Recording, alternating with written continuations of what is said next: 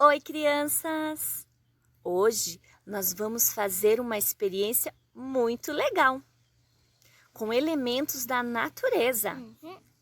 E quem vai me ajudar é a Beatriz.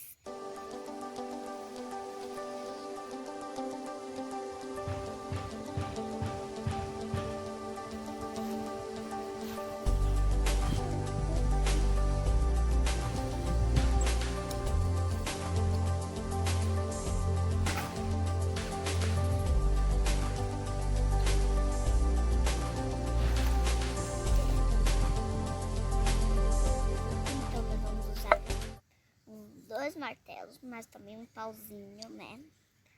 Um tecido e um monte de folhas e flores. Então vamos começar esse vídeo. Vamos lá.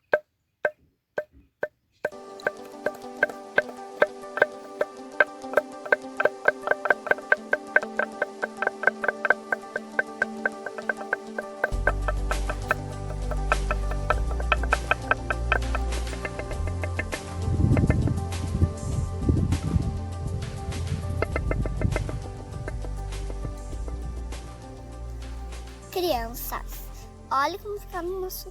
Eu e a mamãe fizemos esse trabalho tão bonito. Tchau, crianças! Tchau, crianças. Beijos. Beijos!